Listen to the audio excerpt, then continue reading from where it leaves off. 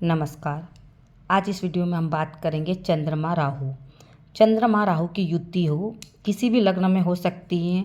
आपके ये 12 घर है, 12 भाव है, कहाँ पर भी राहु और चंद्रमा एक साथ बैठते हैं तो ये चंद्रमा और राहु की एक साथ युति है। इस युति को ग्रहण दोष कहा गया है। अगर किसी की कुंडली में अगर ऐसी स्थिति है तो परेशानी तो निश्चित रूप से आती है, क्योंकि चंद्रमा पीड़ित हो जाता है। चंद्रमा जब पीड़ित हो जाता है राहु से तो दिक्कतें लाइफ में देखने को मिलती हैं। जब चंद्रमा और राहु एक साथ युति बनाते हैं तो यह एक दुर्योग बन जाता है, जिसे चंद्र ग्रहण कहा जाता है। इस योग में इंसान अगर किसी भी व्यक्ति की कुंडली में अगर ये योग है तो वो उसका मन अशांत होता है, वो मन से परेशान हो जाता है, मानसिक रूप से अशांत हो जाता है।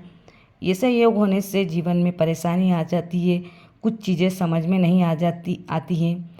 अगर ये दूर योग है आपकी कुंडली में, चंद्र राहु परेशान कर रहे हैं, इसके लिए हम आगे उपाय भी बताएंगे।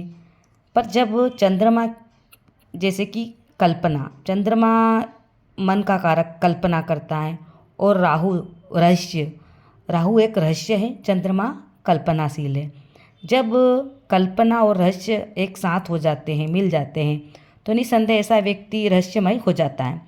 जब राहु और चंद्रमा एक साथ होते हैं तो ऐसा व्यक्ति निसंदेह, कोई संदेह की बात नहीं है, वो रहस्यमय हो जाता है। वो खोजबीन में लग जाता है, उसे सबकी बातें सुनना पसंद हो जाती है, वो खोज करता है और अपनी खोजबीन से ही वो परेशान हो जाता है। अगर यही चीज़ आपकी कुंडली में ऐसे योग है तो किसी की बात में नहीं आना चाहिए और किसी की बात को मानना नहीं चाहिए। जब तक आप उस पर स्वयं देखें तभी माने, उसे अनदेखा कर दीजिए।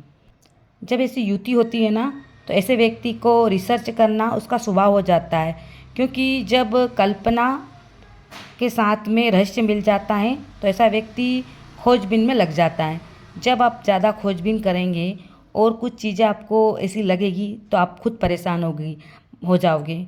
मन का संबंध है चंद्रमा से और रहस्यमय है राहु, इससे परेशानी आती है। जब जन्म कुंडली में किसी भी भाव में ये योग बनता है, ग्रहण योग, चंद्रमा और राहु एक साथ है, तो ऐसा व्यक्ति अपनी बात तो किसी को जानने नहीं देता है, पर दूसरों की बात जानने का उत्सव रहता है। उसको दूसरे की बात कैसे भी करके वो जान लेता है, मतलब रहस्यपूर्ण रहता है। ऐसा व्यक्ति दूसरों की बात जान लेता है।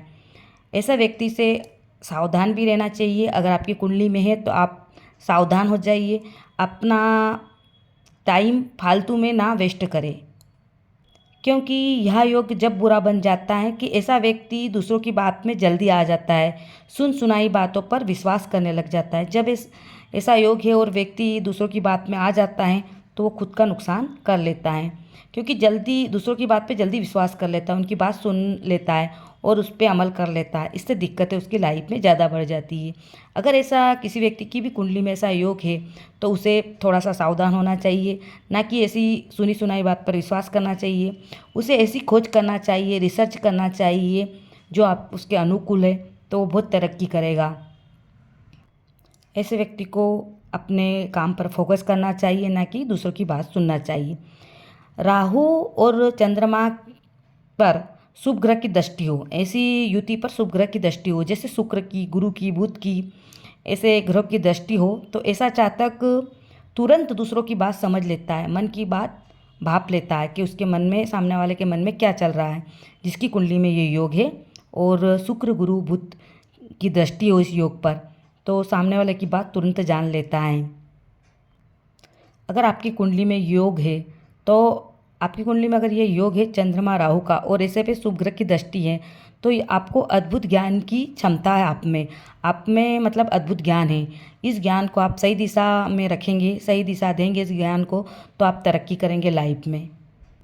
फिर भी कोई कुंडली के ऐसे भाव में ये योग बन रहा है तो इसकी शांति जरूर कराइए और महादेव की उपासना करें, उनको जल और बेलपत्र अर्पित करें। महादेव की उपासना करने से भी ये योग शांत होता है और इसका निवारण भी आप करवा सकते हो। धन्यवाद।